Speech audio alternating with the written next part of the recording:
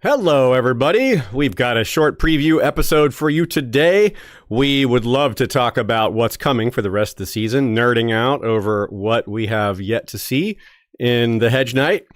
So what we're going to do most Fridays is go ahead and have a discussion about that using the novella and the trailers. And the reason we can't just focus on the next episode is because, at least so far, the end of episode trailer for episode number 1 was a rest of season trailer, not a next episode trailer. So we don't exactly know what's what in terms of when, but we do in other cases because of when it falls inside the novella and what it's connected to. All that and more on this episode of History of Westeros podcast. Welcome back, everybody. The first of our preview episodes this season and a debut of our amazing new intro by Bran the Builder. How cool is that? Love how it fits the setting. Love the imagery of puppets. And I loved the music. So Bran we're very did it excited to all. have that. Yeah, Bran did all of it. He That's did right. the music himself, too. Great job, Bran. We love it. And I think everybody else will too. That's right.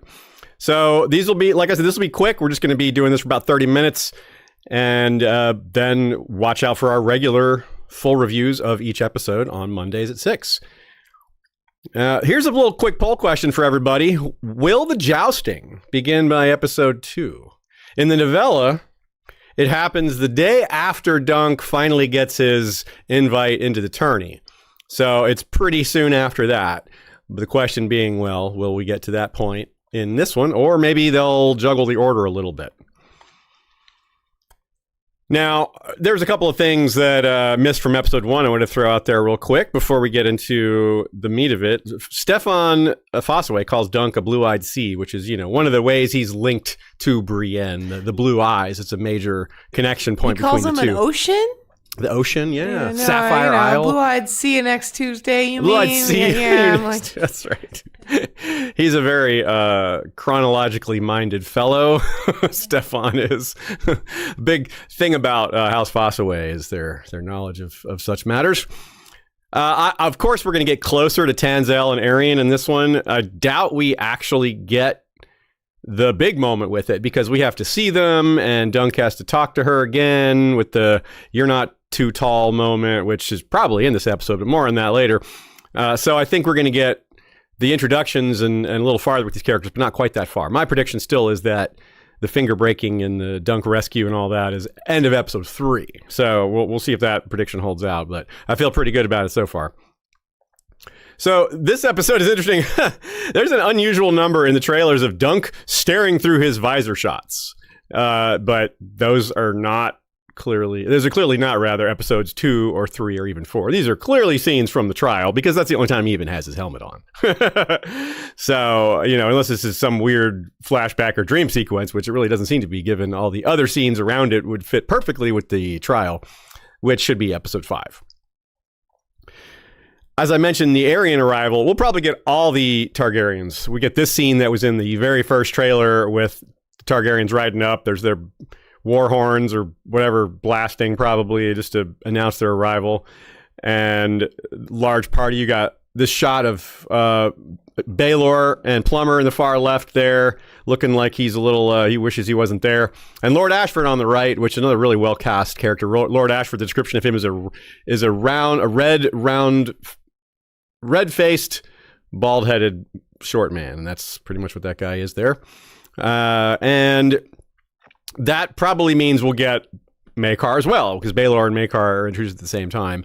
And we might, if we're lucky, get shots of some of the others. Valar's not unlikely. If we're really lucky, we'll get to see some of their wives. We might get to see Jenna Dondarrion or Kiera of Tyrosh.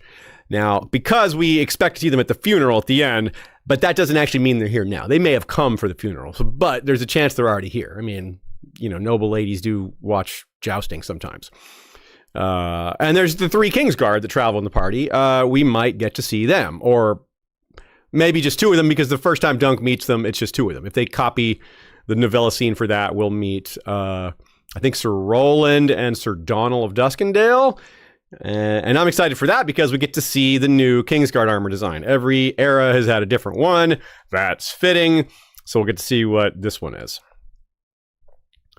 So Aerion, let's talk about Aerion for a minute, because Aerion is obviously the central antagonist, I guess you could say. The system is part of the problem, of course, and Dunk's position in life. But as far as a person that's an antagonist, he is the biggest one. You could argue that there's lots of things that turned him into what he is, but his brothers didn't turn out that way. So it's unlikely to just be parenting or something else like that.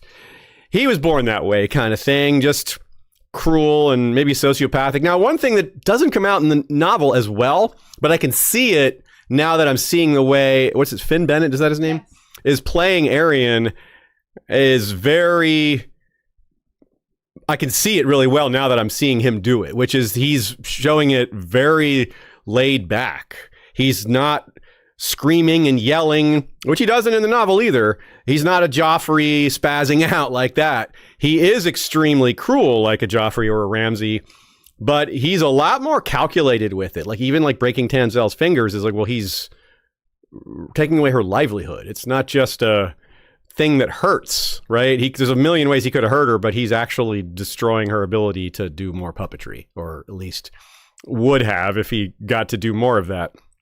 And he just doesn't have a strong reaction to Dunk punching him and kicking him, which is what happens in the novel. We'll see what happens in this one. I mean, not episode 2, but episode 3 most likely, or whenever it happens. But it's the same reaction we're seeing in the trailers is what I'm talking about. He doesn't have he's not like, oh, I'm going to kill you. No, he's genuinely curious why someone would do something so selfless, because it's the complete opposite of his reality. And he's like, look, you're going to die because I'm a prince and you hit me. You're going to die for that. I'm so genuinely puzzled why you would do that. And that's like, he doesn't hardly feel the pain. He's not worried about the blood. The thing that he's most interested in is why someone would do that, and he's excited about what he gets to do to him because of it. He gets to be cruel. He's even more justified in what he's doing. Anyway, so that's a lot of Aerion stuff. One more thing about him I'm curious about is will they touch on his supposed dabbling with the black arts, sorcery and such like that? It's certainly part of his character, certainly rumored. I remember Elio Garcia mentioning it as a thing, in a sense that made me feel like he was talking about something that George had said off the cuff, something that wasn't written down, or something that was written down but hasn't been published, something like that. So I think there's something to it. I don't know if they would get into it this early, but just like a line or two would be cool, like something like Egg mentioning something you've seen him do back at the Red Keep or something like that. So I don't know. I'm not sure. Now, as far as the rest of the Targaryens, we know they're coming. Baelor and Maekar and Valar are very likely showing up in this episode, and we probably get a scene with them. Even if we don't, the trailers don't give us a lot for them. We see them. We get to look at Baelor. We barely get to see Maekar. Not close up anyway. Now, Maekar looks kind of like I pictured he would. We knew the actor. Baelor, we've been saying this for a while. He doesn't really look like what I pictured for Baelor, but honestly, I don't know what I pictured for Baelor. You know what I mean? I never really had a clear picture of Baelor myself. Now, there's a good shot of Maekar. That's a very good Maekar for me in terms of visual, what I was looking for. As far as how they play the role, well, we'll see. I've got a high expectations, and they do have a good track record for casting, so I think it makes sense. I guess I always just pictured Baelor younger and swarthier, darker, more Dornish, But I would agree with you. I don't have as clear of a visual as I do. For Maekar, I have the clearest visual. You know what I mean? Yeah. One of the patterns seems to be like the more the character looks.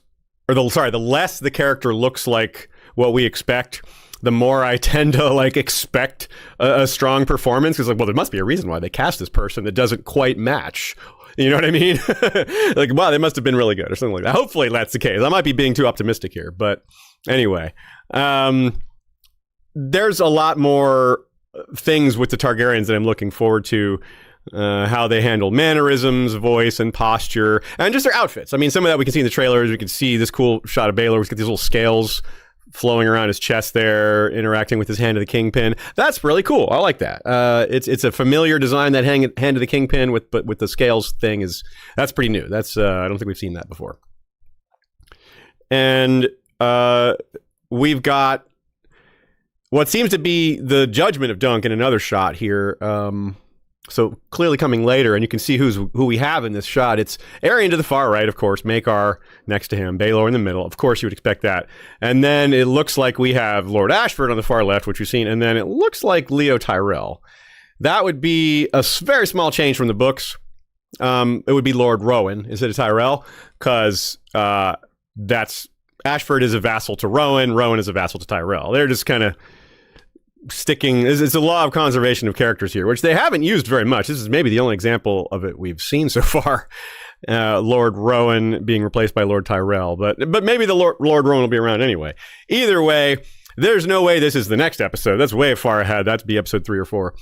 Here is Lord Leo Tyrell in a shot that could be, well, it might be soon. It could be this next episode. I figure it's got to be the next episode or two, because he's just sitting around at the camp. This doesn't have the look of something that's later in the season after the big events have gone down. I guess you never know, but it seems like this is a soon to be kind of thing. I don't know what kind of conversation would be taking place here, but yeah, that's him. He looks very serious, like and angry, and like he could kill everyone. But that's he kind of gives off like a Tywin vibe because of his apron. Like, remember when Tywin was skinning and preparing the deer or whatever? That's a good point. I didn't think of that, but now that you're saying it, I really appreciate that. He just gives off the Tyrell Tywin to me. Yeah, Tyrell, that works. You don't have to change it. Let's see. Yeah, I still think that the identity reveal will be end of episode 3 as well, because that's, of course, paired right with the finger breaking and all that. There's some trailer scenes specifically of that coming that we have here. Tanzel's looking nervously in one shot here, and that's pretty clearly during a performance, and that's I don't know what else she would be nervous about besides Aerion watching, especially since we have a shot of Aerion watching, and everyone else is split between looking at the play and looking at Aerion. So it's a very tense moment. And then you actually have a still of Aerion breaking Tanzel's finger at that moment. So it's really just, whoa, there it goes. That's yikes. And then you have Dunk enraged. Look at that. That's his first time we see him look angry. And no chance, no choice kind of moment he has. I love seeing him just toss Aerion here. Yeah. This shot of it just fully in the air. Yeah, even though we don't expect this next episode, I'm very much looking forward to it. Seeing that. Look at that. Grr, oh, he's so mad. Yeah, that's Dunk for you. He's mad about the right things. Yep, he's enraged. Nothing sets him off like something just so outrageously inhumane. So, yeah, so I think it all really fits. Targ's introduced in episode 2. Things go off in episode 3. Thanks to Jill Tiffy. I don't know how to say that. Tiffany. Yeah, I bet it's Tiffany for the unicorn sticker. Appreciate that. Let's see here. We'd love for you all to join the World Science Fiction Society. We have a deadline of January 31st, and you can then afterwards nominate us for best related work. Our episode, Ragnarok vs. The Long Night. That's the one we are putting forward to try to get nominated, and if we're lucky, beyond that, we get an award.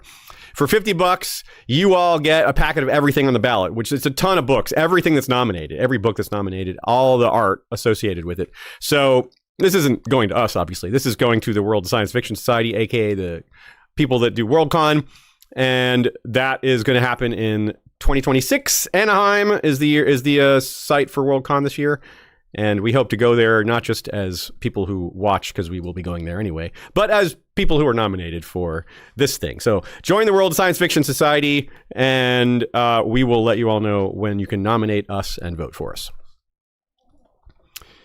All right.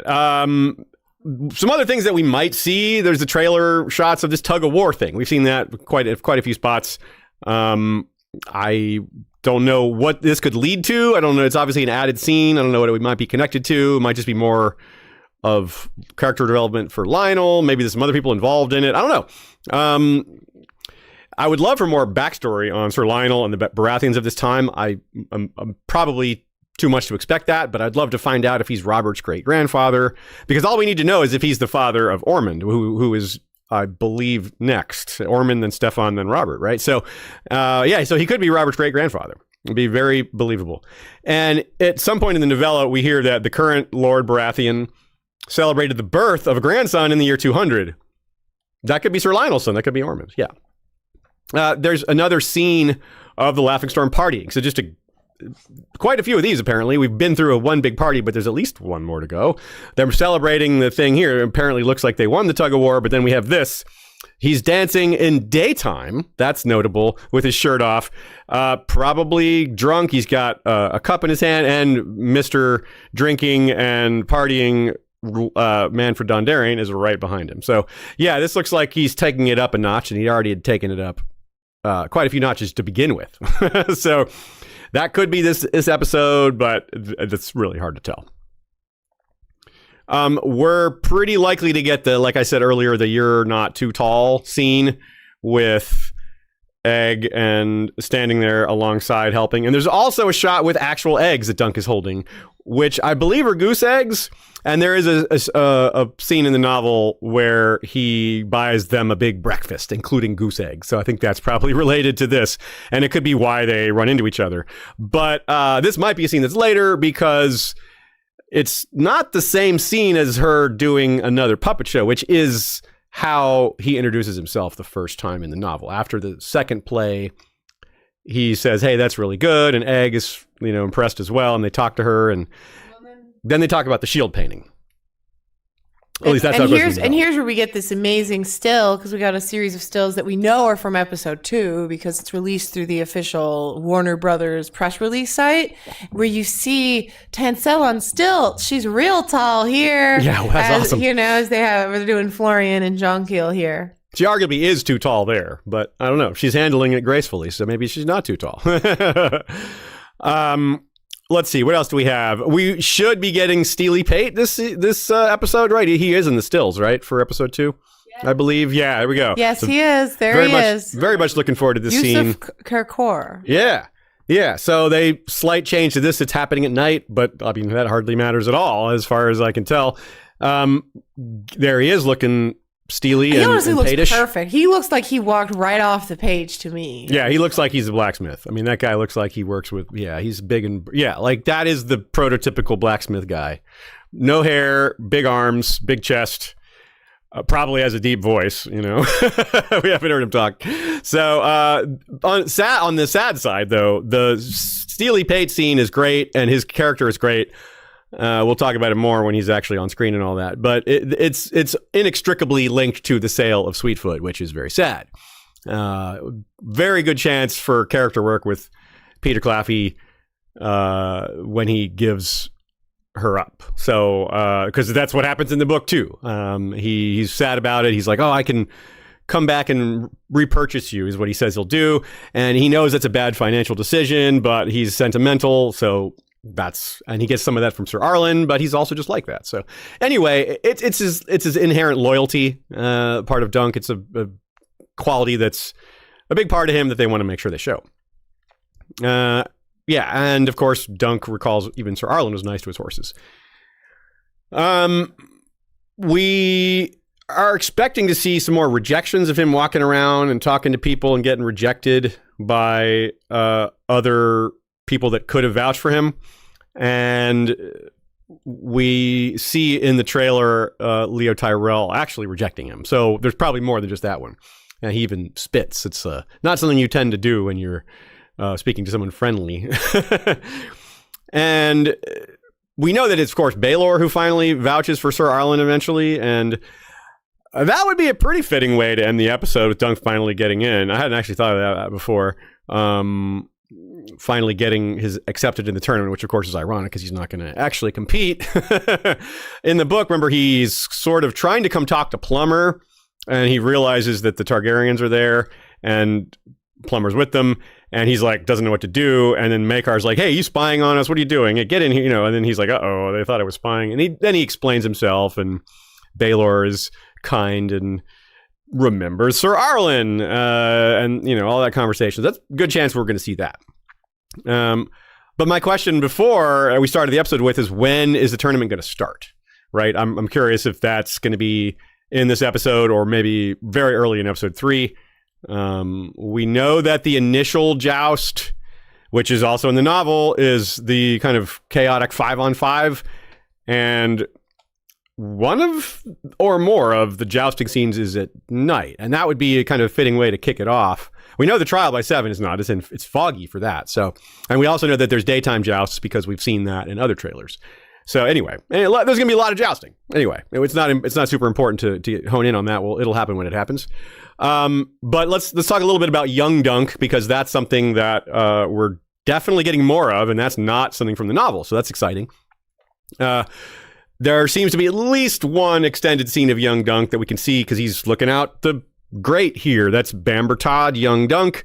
And that's more than a flashback. I mean, it was in the trailer, like an extended scene of them looting what looks like a battlefield or a shipwreck. And they're taking horseshoes off of a dead horse to sell for pennies or whatever. And there's a voiceover from apparently Rafe, who is one of his fellow orphans, if you recall from the novel.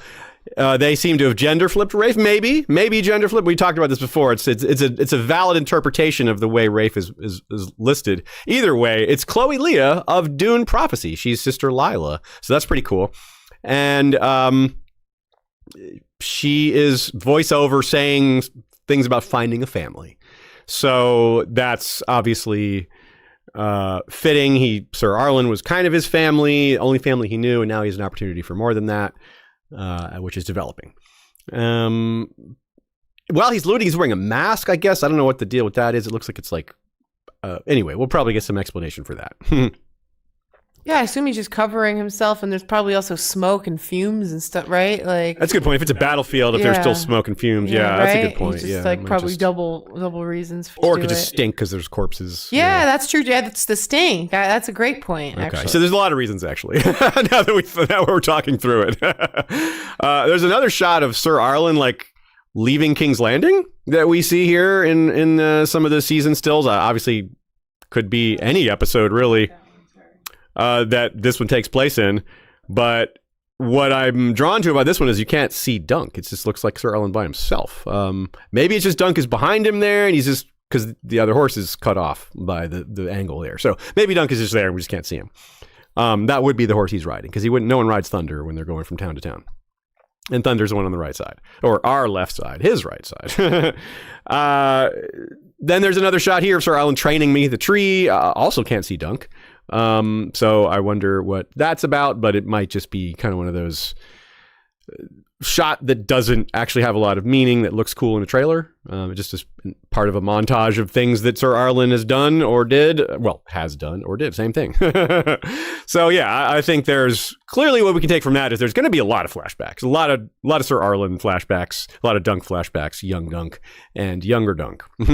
So that's pretty cool. That's definitely one of the things they're adding to the from the novel that isn't there besides new dialogue, which that was the most easy thing to predict. This was something we were hoping for. We're getting it. Hopefully they do a good job with it. Certainly it was good in the first episode. We'll see about the next 5. I don't know that there'll be flashbacks in all 5, but definitely some more, at least 2 or 3, if not all of them. We'll see. Also looking forward to great Dunk and Egg dialogue. Egg wasn't in episode 1 as much. It's probably the episode he's in the least. So we should get a lot more conversations with him and Dunk and him and Dunk with other people. I'm looking forward to that. Isn't this a beautiful shot, like with the trees silhouetted? Yeah. I don't really know what's happening there at night, but it's just very striking. Yeah, we haven't had that yet, have we? No, this is the seasons to come. We don't know what. It's just some nighttime forested scene. Yeah, that looks beautiful indeed. Well, if you enjoyed this preview, come back next Friday for another preview. And if you want to hang out longer, go on over to twitch.tv/History of Westeros. I'm doing a Dunk and Egg game stream. We're playing Crusader Kings 3, which is heavily modded for Westeros. It is extremely detailed. It's beautiful and well made, and all the dynasties and bloodlines are all accurate to our standards.